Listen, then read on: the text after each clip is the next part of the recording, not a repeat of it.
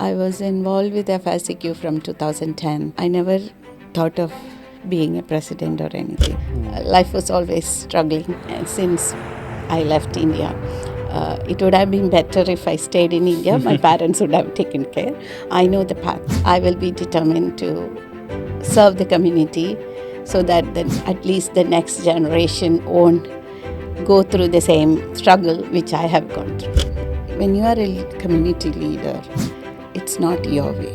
It's the way of the people in the community and how most of the people get satisfied. But when you own something, it's your decision.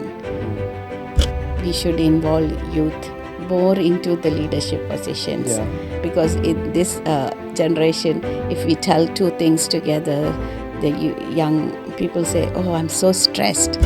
Every leader is grown up by doing mistakes only, including me. Mistake is a fact that is inherent in human being.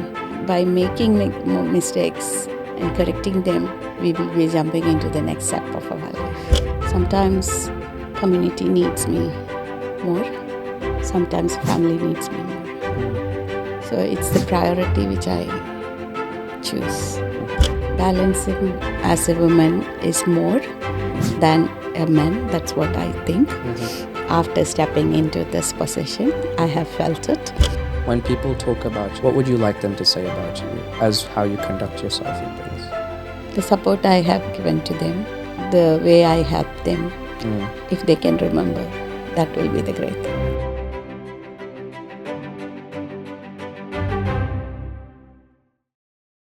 Check. Are we ready?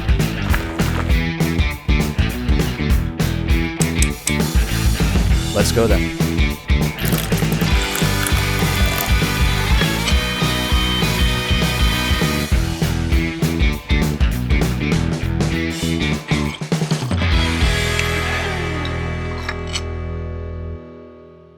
Hi, I'm Zain Shams. Welcome to Chai and Chat with Shams.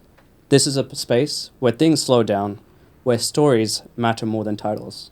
Today's guest is someone whose journey has quietly shaped communities, created a space for others, and carried responsibility with intention.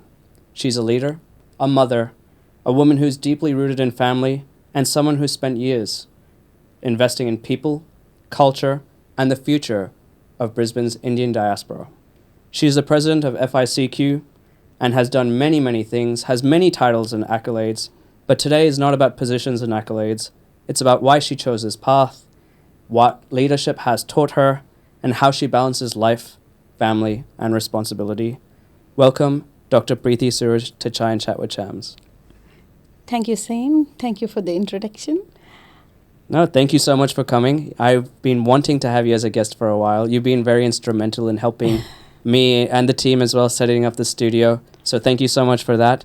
And I cannot wait for this conversation because I feel like all of Brisbane knows about you. Obviously, I've seen you at events since I started off. So it's been years now.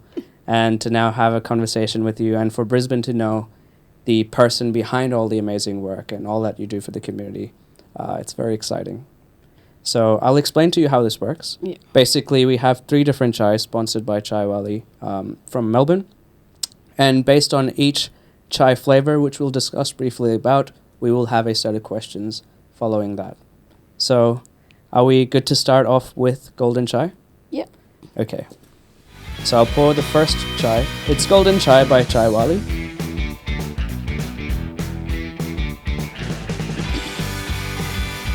Okay, our first chai.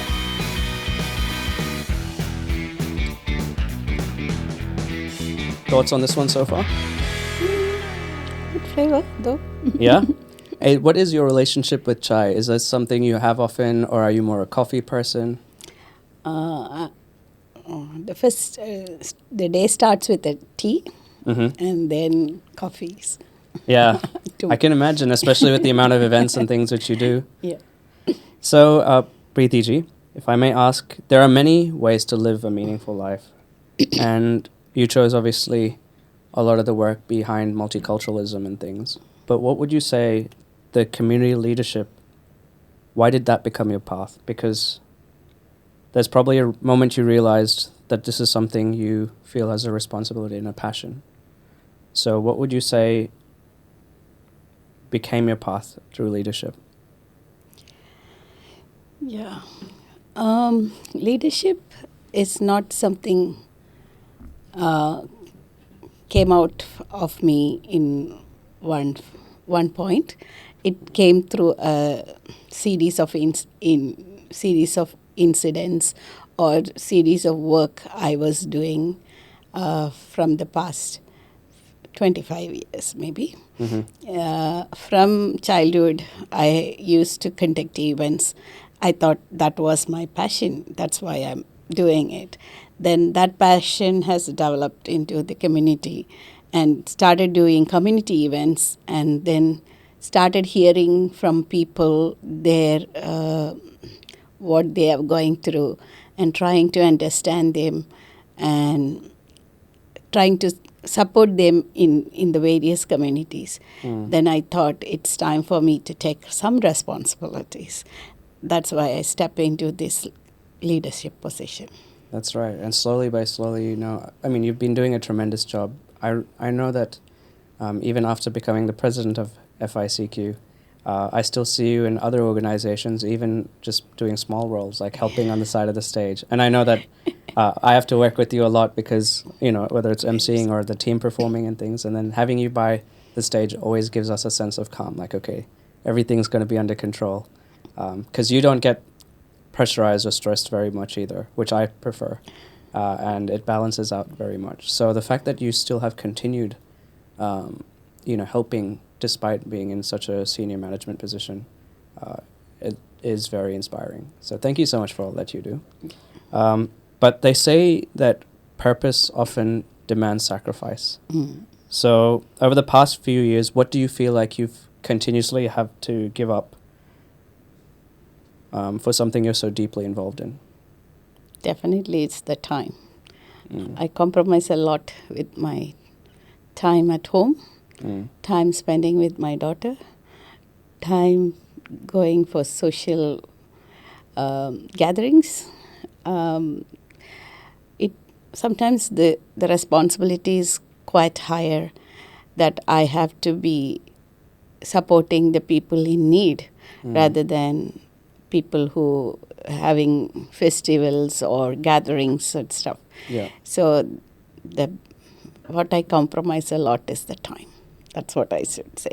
Yeah. And the availability of me in my home when my daughter needs it. And she also teased me when I have to open the door for you rather you opening the door for me in the late night. Yeah. Yeah. I mean, I have the privilege of being at many events and things, but you do easily like about 3 to 4 times the amount of events, are continuously busy. I know sometimes even during holidays you don't get to have a holiday and things. But with that sacrifice, is there ever moments of doubt where you feel like, is this even worth it? Or I find myself satisfied when I deliver something something which is beneficial for someone else. So, for example, if a person is coming to me and asking for help, and I'm totally busy with another stuff, I find time for him also and make him comfortable. Then I feel more relaxed and make that work more reliable to him to work on, so that he is very he attains what he wants. Yeah. So that is my satisfaction rather than running the event. So I may switch from that to this, but my commitment is, if I have committed in that event, I definitely will be running that also meantime. So my satisfaction is to work with people to make them what they want, give them what they are required. And I feel that is my responsibility in this leadership position. Yeah, and I believe there would be a degree of fulfillment almost every time you do. Yes. Because obviously the amount of love and support you give my dance team, Tipori Squad. I know that there's a lot of individuals.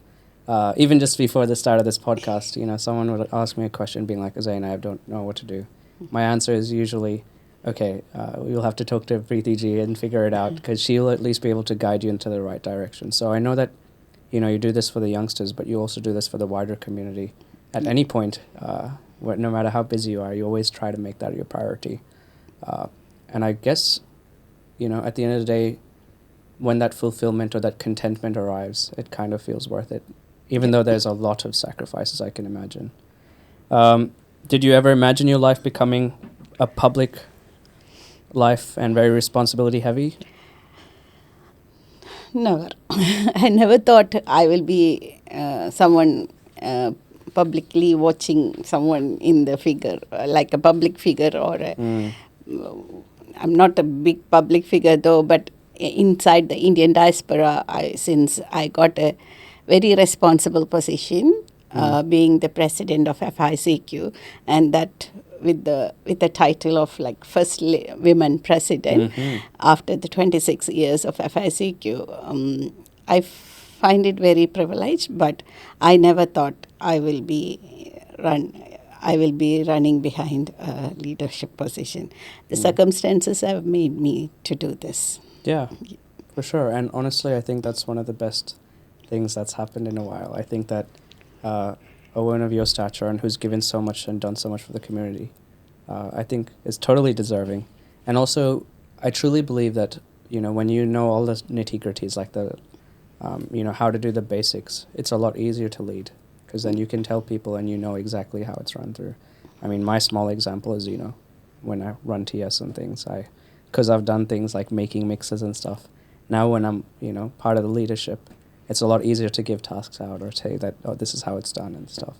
But you've been doing an amazing job, which I guess is a perfect segue for my next question, which is that if you had stepped away a few years ago, what do you think would have been unfinished today? What do you think would have been the Indian diaspora would have been unable to achieve?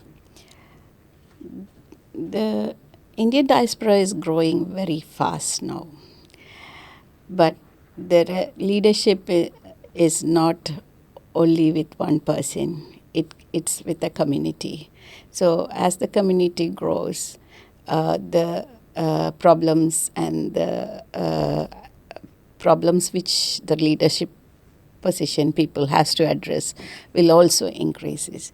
So if I don't come in, there will be someone who will be taking it forward, but I will be exploring more venues, and my passion to run events and stuff will still remain in me.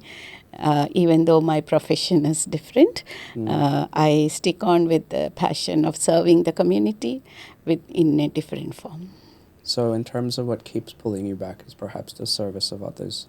Is that something which you saw a lot growing up through your parents, or was that something you sort of learned through time that you enjoyed?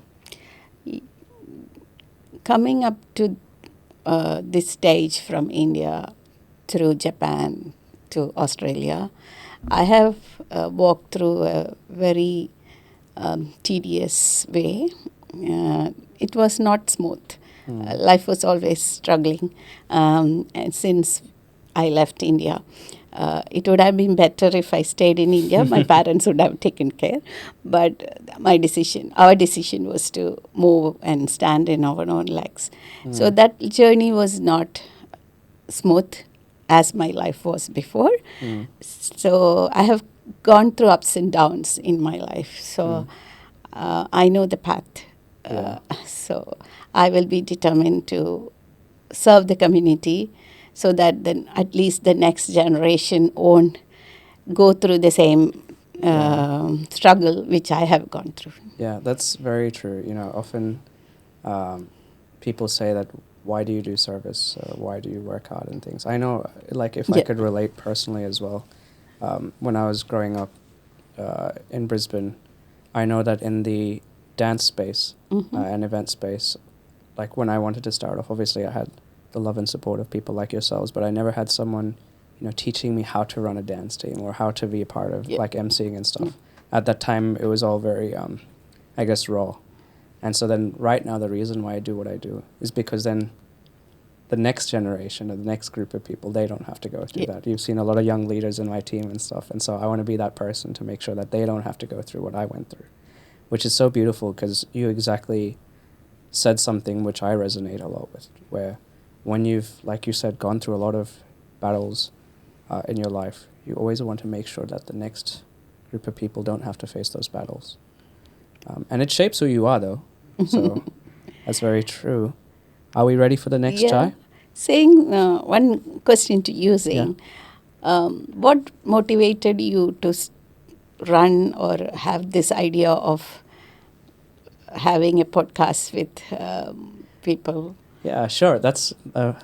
That's a good question because obviously, as you know, for me, I started emceeing. So I mean, I've been doing it since a kid almost. I loved stage; was always my passion, and so emceeing was always something which I did. I think the last 8 years professionally, and then I think people have only really seen the last 5 years though.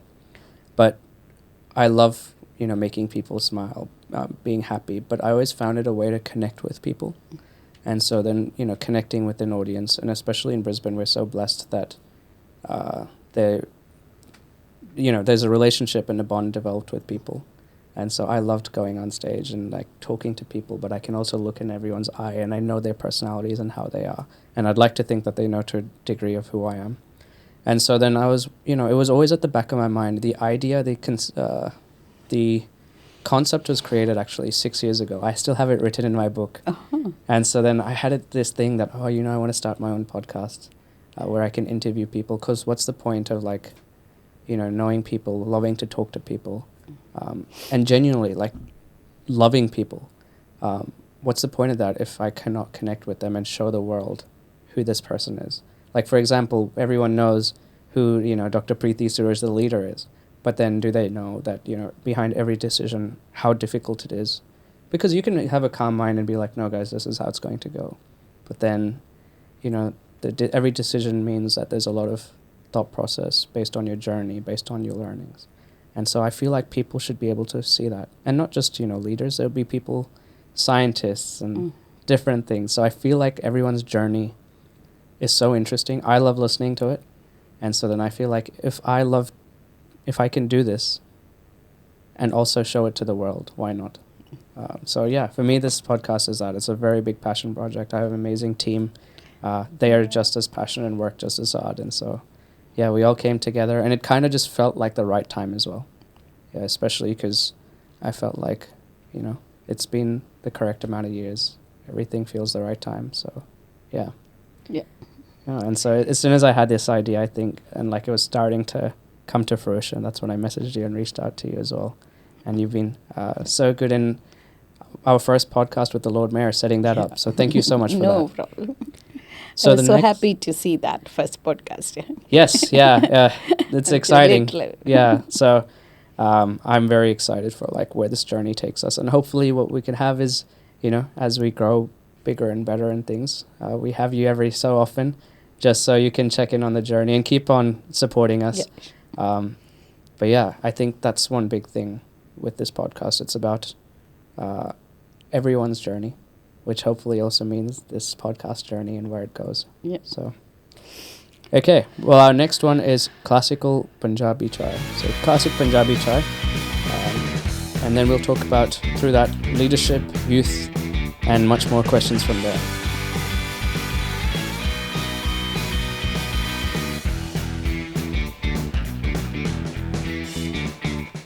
This tends to be, it's not the flavor which I enjoy the most. Mm-hmm. I usually am more of a spice person, but I know that the Lord Mayor, he enjoyed this one. What do you feel about this flavor? Yeah, I like this one. More than the previous one? The first one. Yeah, that's generally the case. Yeah.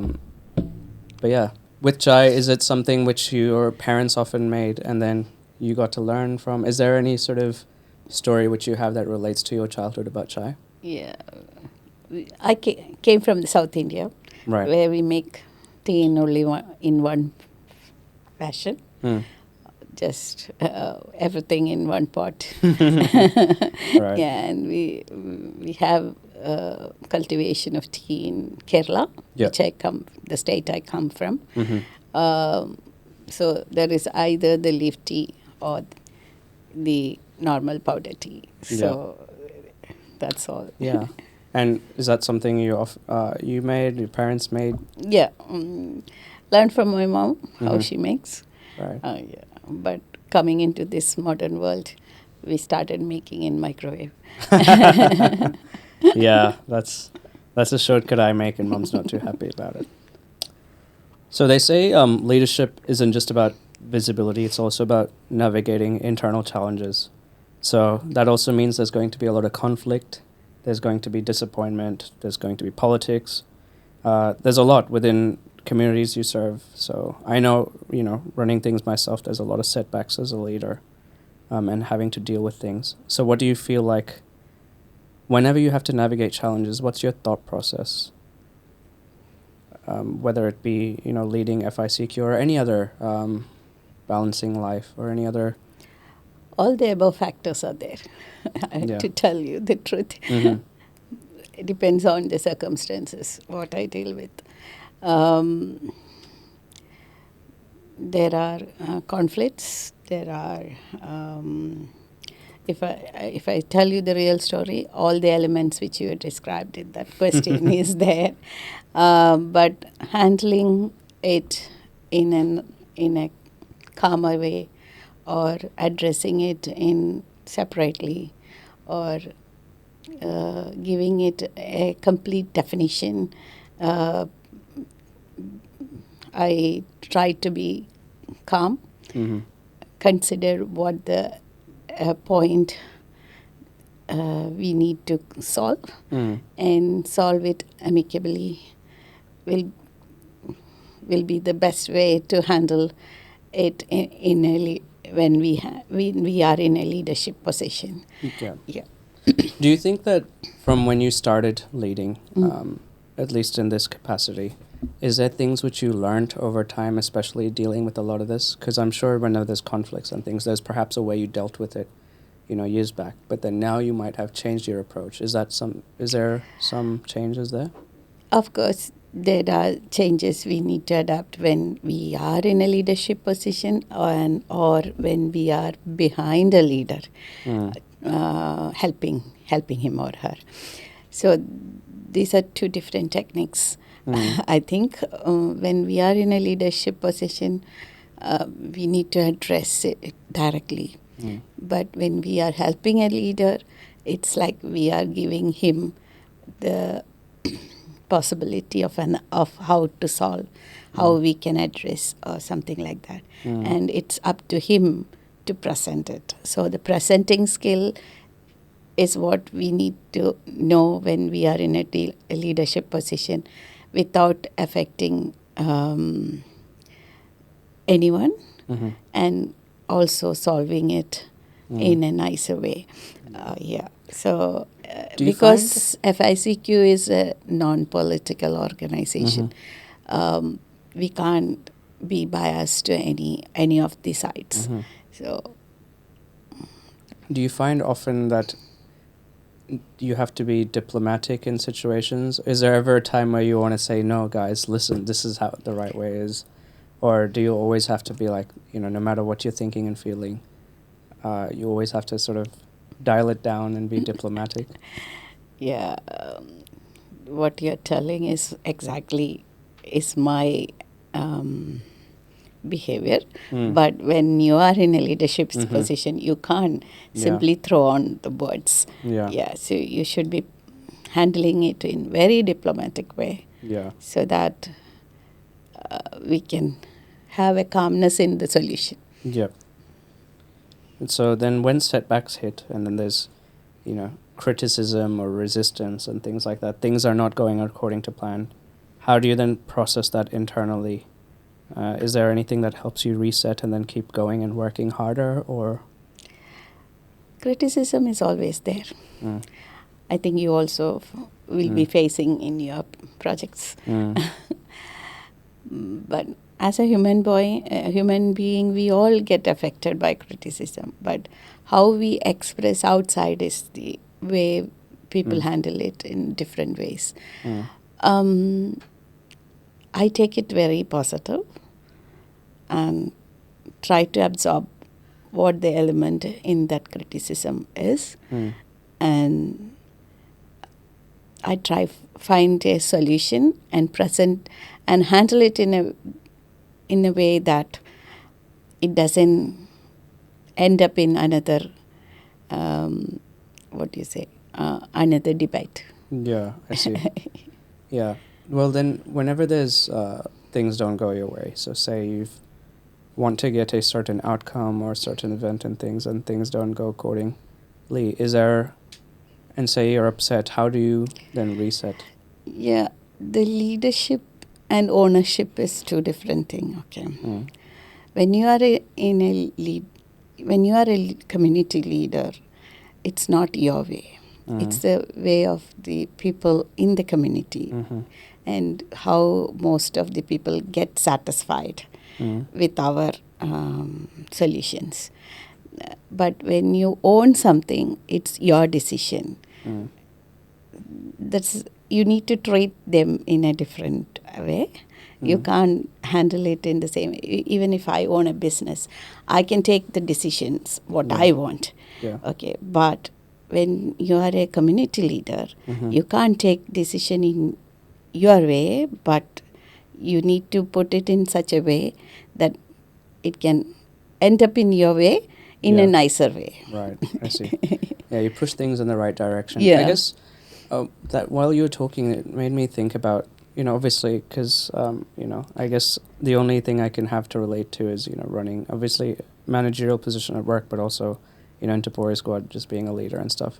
That often, do you find that whenever there's criticism, that you try to make sure that it's you, that, it was my fault.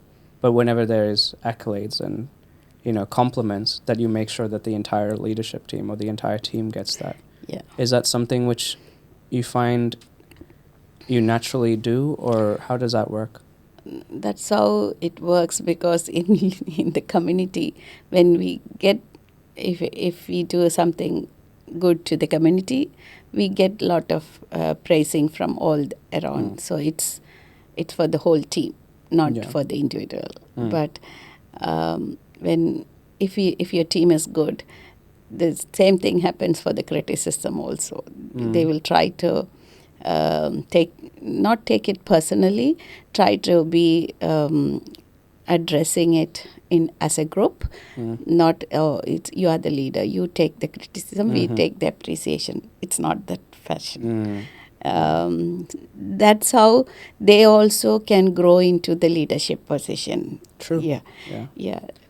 Okay, that's interesting. I guess that's a very good way to go about it, because I know personally, I don't like to let it affect it. I get affected a lot, but I don't like to let it affect the rest of the team. I always make sure that, okay, no, that bad idea, that was me. Yeah. But you should slowly, it's not the team as a whole, but they should also take the ownership of it, so that at some time they will also come into the positions where you are here. Like they will also or will be an entrepreneur or in some field.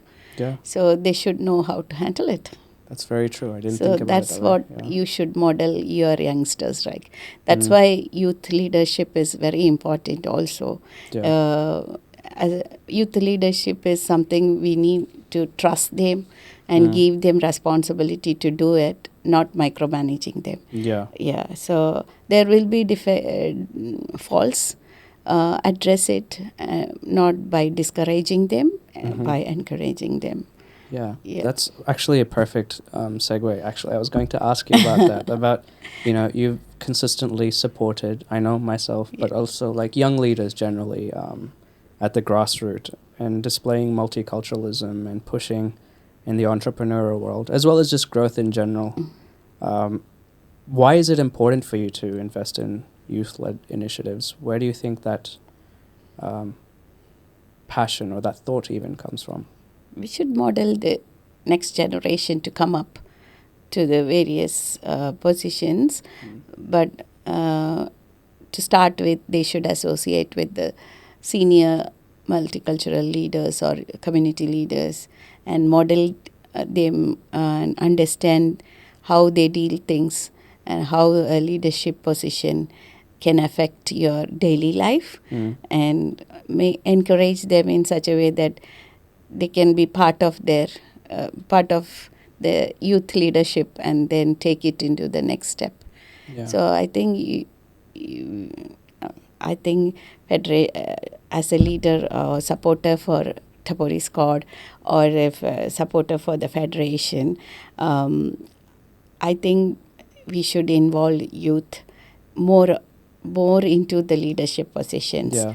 and encourage them to handle, because in this generation, if we tell two things together, the young people say, "Oh, I'm so stressed." So they shouldn't be able to handle it. Yeah. That's what I think. Yeah. So exposing them to these kind of situations, Yeah. in and out in a less time frame, then they could be a good leader too. Yeah, you have no idea how much I agree with you there, because I think, like you said before, that you went through a lot of trials and tribulations previously. That kind of develops your resilience and things. So when there's pushback, you have that resilience that, okay, I'm going to come back stronger, I'm going to work harder.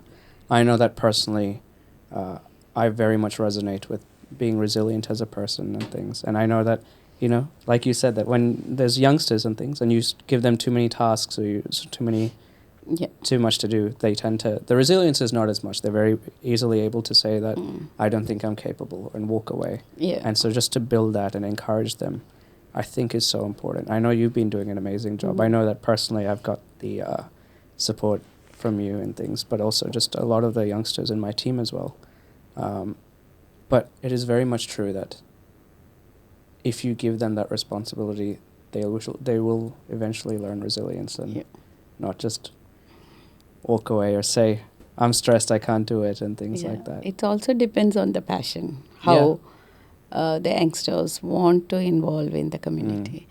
They think that they don't want to involve, but when they face some crisis, they run behind the leaders to seek help,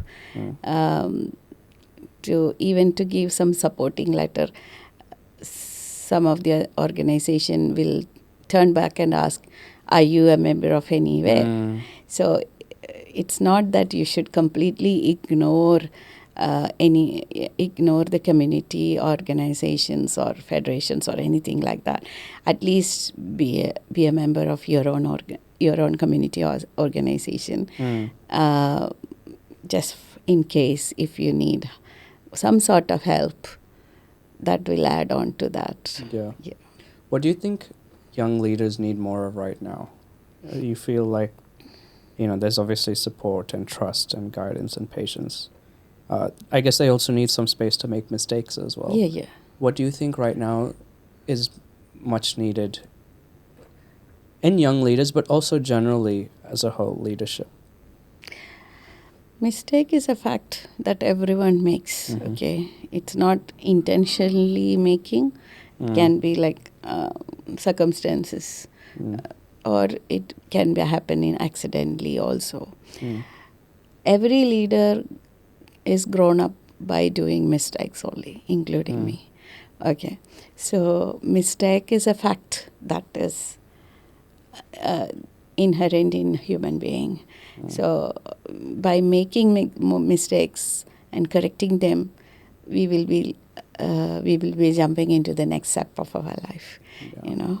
So as a young youth leader, they also will make mistakes, but the senior leadership people should adjust it, make them aware that, oh, this is the mistake you have done, and correct them, not by discouraging them, uplift them, and give them the space to work, not, like, as I said, not micromanage them, or give responsibility and try to figure out how they deal with the problems. Yeah. That's very true. And I guess when you get given those tools, then you'll be able to, make those mistakes, but then also keep on improving and hopefully further take things further along wherever that may be. Yeah. I have actually a twofold question. Would you say since you began your term, or even, let's talk about since you began your term as the president of FICQ, what is one personal milestone that you achieved that you're very happy and proud about? And what's a, community-related or work-related thing that you've achieved that you're very proud about? So,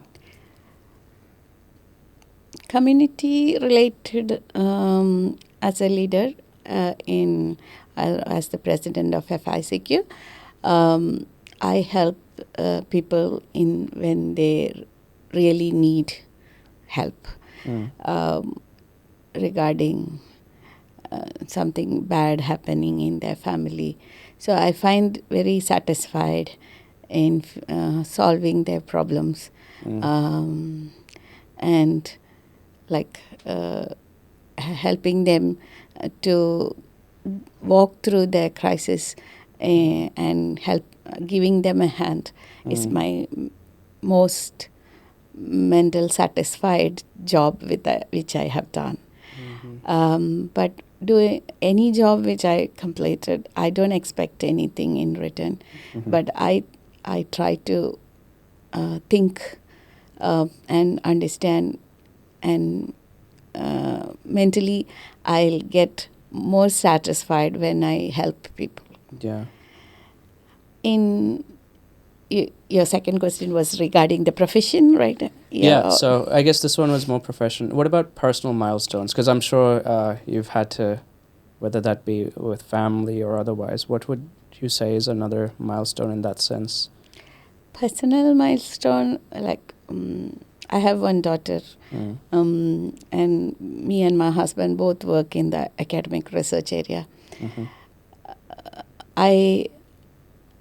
I wished my career path line was in research earlier, but when my daughter started her schooling and with no help in this town, so I quit my career and switched into a private sector, which was a little bit disappointment in my life because I always see myself as a professor in uni or somewhere. Right. I started it as an assistant professor, but by the time my daughter started schooling, she really needs help. And I was thinking I should support her rather than I shouldn't hold my position. And so I quit my university job and went for a private sector. But I'm satisfied now because she has reached somewhere. Yeah. So I find it okay. Once I lose somewhere, I balanced it in the other way. That's very true. Yeah. At the end of the day, even though you had to make such a big sacrifice, you get your satisfaction from something, your daughter could bring. And I think that's beautiful as well. Because at the end of the day, as long as whether in the community, the sacrifices which you make, they're getting the benefit, or at home as well. At the end of the day, the contentment and fulfillment comes to you, which is very beautiful. And would you say that, it's so interesting because when you spoke about your achievement with your career / community work, there's a lot of things you've been instrumental in working along, whether that be the India House or this and that in the last, few years. But the fact that regardless of all these things you've achieved, the thing which you treasure the most is the fact that, those people who you could help in need. Yeah. That's actually very beautiful. And I think at the end of the day, when you're laying in bed at home, when you go to sleep and stuff, those are the things you remember that, this person was in a struggle street and I helped them. Even then they might not be entirely appreciative as well. But yeah. Are we ready for our last chai? Yeah. Okay, well this one is 11 spice chai. So there's 11 different spices. The Chai Valley company has a few different flavors actually, but this one tends to be my favorite, but let's see if you like it. Okay. Cheers.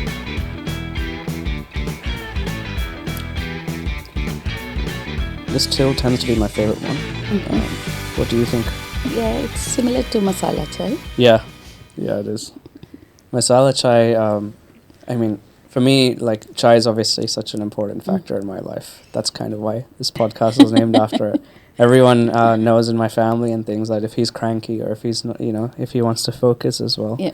just put a chai next to him and leave him alone, and then I'll get work done. A lot of the scripts which I've written, whenever I have to send it to you for emceeing and things, often there's just chai and then me just writing it and typing it and things like that. So, yeah, the 11 Spice chai tends to be my favorite one, actually. Which brings me to my question for chai 3, phase 3. Yeah. So people talk about balance as if it's very achievable.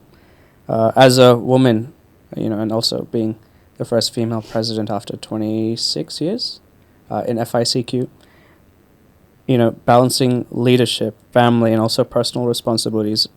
Do you actually believe balance exists? Because one could say that, it's important and things like that, but there's also people who say that, if you're doing something, do it with full passion, and there will be sacrifices and things like that. Where do you sit with balancing all these responsibilities? Balancing can be defined in so many different ways. Okay. For some people, it is very neat, clean, tidy. Some people, it's like a mess with everything going on.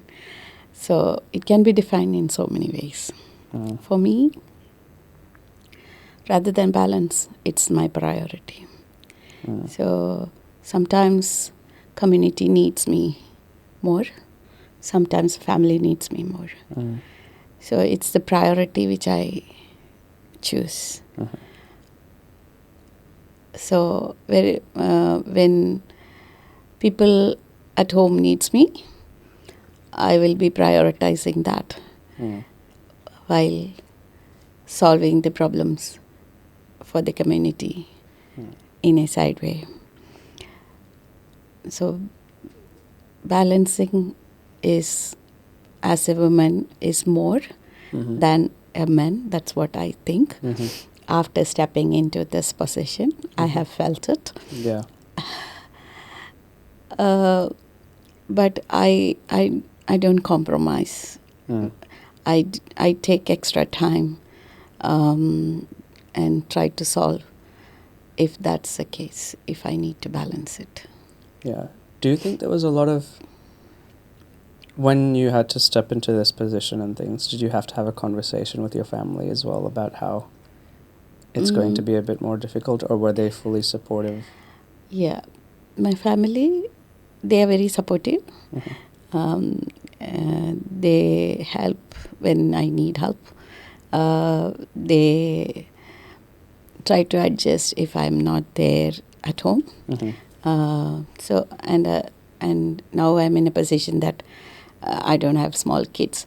So that also helps. Definitely, when a woman step into a leadership position, there is a compromise in the family, which the family has to adjust. Yeah. Do you think also when you stepped into this leadership position, was there any, especially being a lady in power and directing, do you think there was a bit of resistance or pushback generally in the community, or was it very welcomed, or how did you find that transition happen? From the community,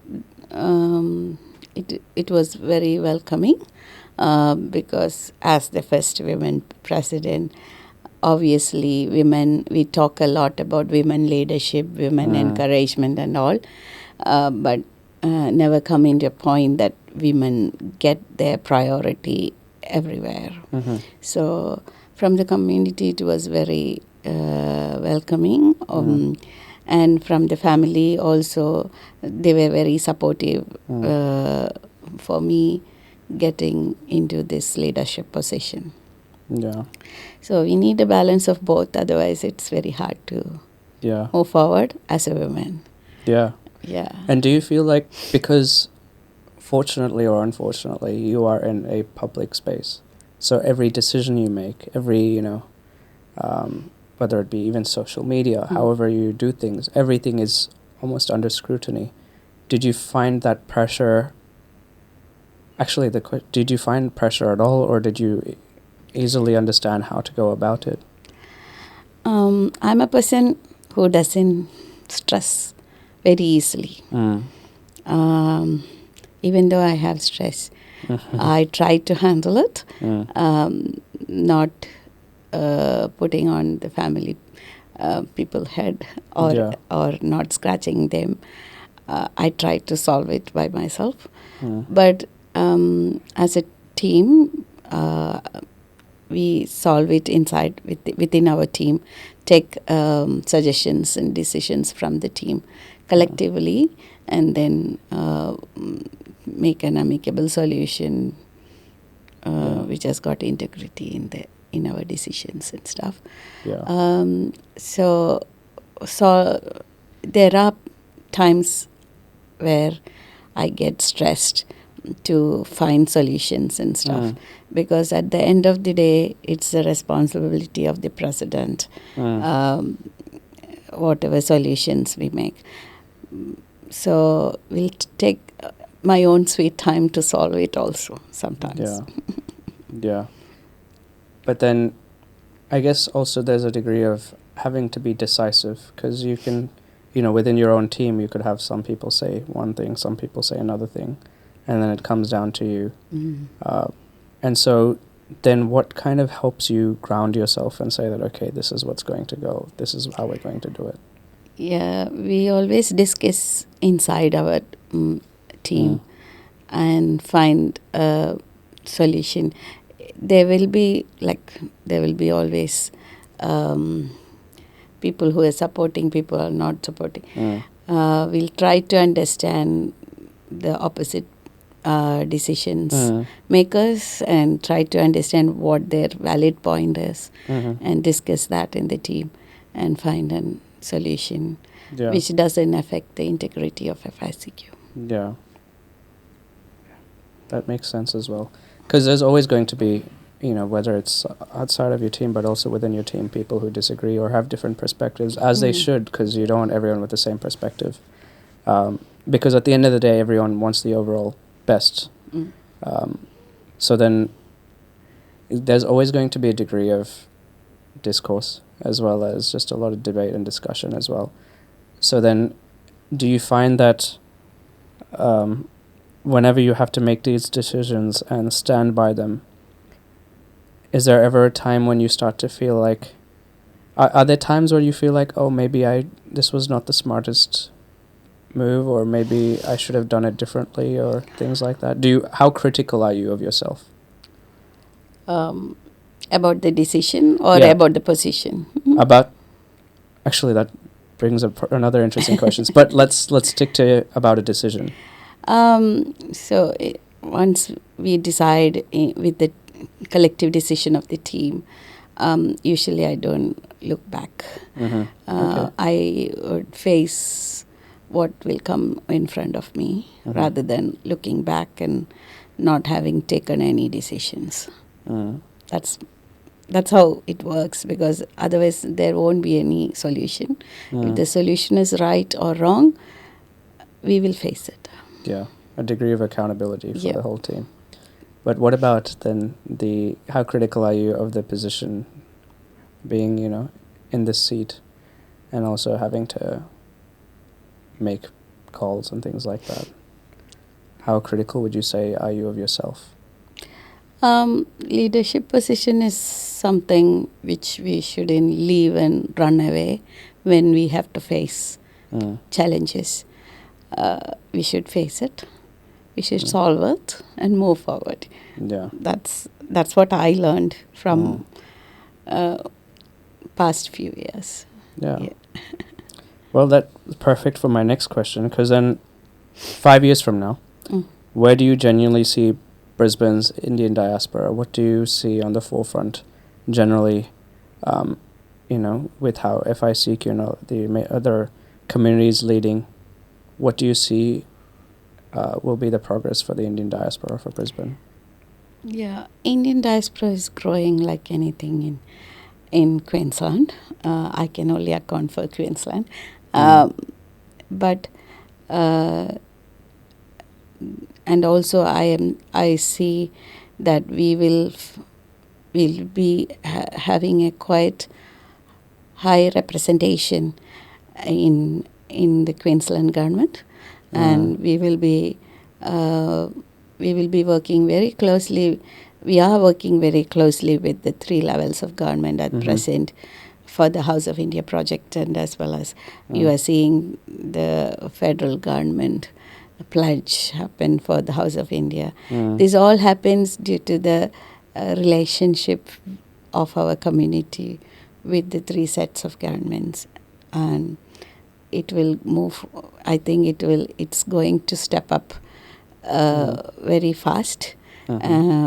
Hopefully the motto of unity in diversity will be there, even though the diaspora grows very well. Sure. And I'm sure that, in your mind also, where do you see yourself in 5 years from now? I think I will be still serving the community. Since I have a passion for that, I will be, I even if I will be serving in one of the roles in the Indian diaspora and helping the people grow up with whatever I have learned in my journey, and also try to bring the young generation involved in most of the circumstances where we need to raise them up. That's the thing. Mentoring, I guess, the next generation, because I know that there's so much to learn from you, and as well as I have no doubts that once 5 years from now, or heck, whenever, 10 years from now, you'll still be involved very deeply with the community and trying to do a lot more for us as well. Do you think that, actually, I asked for 5 years in the future, but let me ask you about 20 years ago. So obviously you're Dr. Preethi Suraj, the president of FICQ, but back then you were obviously involved with the community, but you were still sort of starting off in things. If that Preethi ji saw this one, what do you think? Do you think would she be very proud, or would she be like, oh gosh, I never imagined I'd reach there and things? What would the conversation be like? I've never intended to be in the leadership position at all when I started my journey. If I tell, in Australia in 2006, I was involved with FICQ from 2010. I never thought of being a president or anything, but I helped so many communities and taken the responsibilities and stuff. That made me think that why can't I go into the leadership position, and so that the help which I can render will be more in by having a position in my hand. That pushed me a little bit to come into this position, which I have never dreamt. What do you think you'd like people to remember you for? Because obviously everyone will remember you for certain things, whether you've helped them in certain ways and stuff, but when people talk about you, what would you like them to say about you as how you conduct yourself and things? The support I have given to them, or the way I help them, if they can remember, that will be the great thing. Right, yeah. And I guess let's end off on a very I can give you a question, saying, if you want. Sure.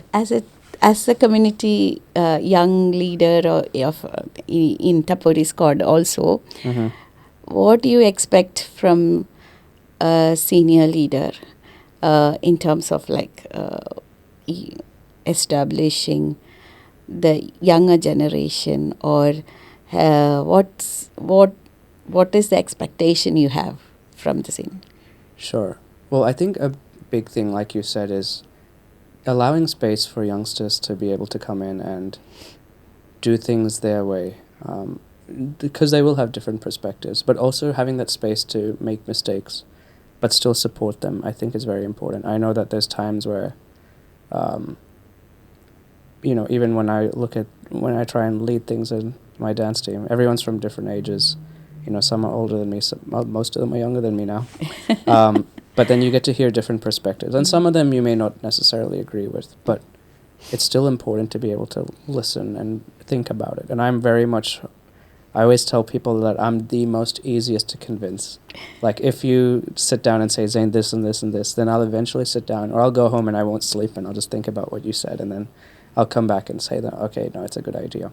So I think just allowing that is such a big thing. So I think what you said before about giving opportunities to youngsters, but then also allowing them that room to, not micromanage, but then make their own mistakes is important. And then I guess another thing is also opening different avenues. Like, I know that, the involvement with Toastmasters was a big thing. And I know that for me, being able to speak and communicate and connect with people is so important. So just those sort of different avenues, which, different youngsters will relate to different things and want different things. I think those sort of connections and opening that up to the youth, especially those who want it, is very big. I do think that the youth, a lot more these days, have a lot more opinions and thoughts. Yeah. But they are very much needed as well. Yes, their fresh language is very much needed. Yes, 100%. And, I think every year we get to see a hint of change as well. I know that, every year we're always trying to have bigger and better, but we're also like always refining things as well. And so I know that we could even talk about performances and stuff, but like just generally, as you grow, you get to, and you have more of their opinions, you get to sort of refine and include their language into everything that you do. So yeah, I know that a lot of them have their opinions and stuff, and so I am excited for what is to come. But yeah, actually, that was probably a good question and probably a playful one to end with. You've obviously seen us performing for, a few years now, but especially in the last 3 years since, we've consolidated and grown and things. You've got to see our performances. I think, let's just talk about the FICQ King George Square performances. You got to see our first big set, which was the What is PR set. Yep. Then our next set last year was the Shah Rukh Khan storyline. And then this year was the Love Through the Ages, the storyline of that. Which one would you say is your favorite? And mind you, this is going to cause a lot of questions within the dance team and a lot of arguments, but go ahead. What do you feel think like? the Shah Rukh Khan one. The Shah Rukh Khan one. Yeah. I obviously have a bias towards Shah Rukh. All of them were good, but the best. Yeah, that's fair. I have a bias towards Shah Rukh, so I'm glad you said that as well. Is there a particular style of dancing which you've always... I think I know the answer, but a particular style of dancing which you always love watching? Because I'm basically a classical dancer, so I love classical dance forms. Yeah. Yeah. I figured so. And that's for all the classical dancers in the team. So, yeah. Well, thank you so much for coming on this podcast. Thank you so much for gracing yourself on Chai and Chat with Chams. Is there any other questions which you have for me, the team, or even the dance team or anything like that? No, thanks. I'd like to thank you so much for coming and also for all the support and love you give to myself, to the podcast team, to the dance team, and also just generally the youth in Brisbane and also beyond. I know that a lot of people are appreciative. I know sometimes you may not get the appreciation, but I think we're very glad to have you in this position as well as, doing so much for the community. I hope you do also get sufficient rest after such busy, intense seasons. I know during Diwali, things would be really intense, and then Christmas and stuff. So hopefully you're also getting your sufficient family time as well. Now, before you go, if I can please have you sign our cup, and then we'll sign off.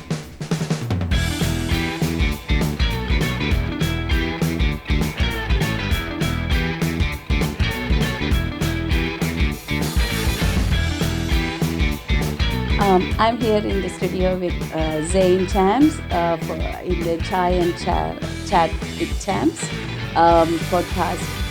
Please do subscribe and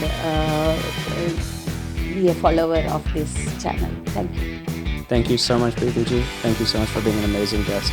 And I hope to see you soon, and I'm sure I'll see you soon at all the events Yeah. which we're always at together. Thank you so much once Thank again. you.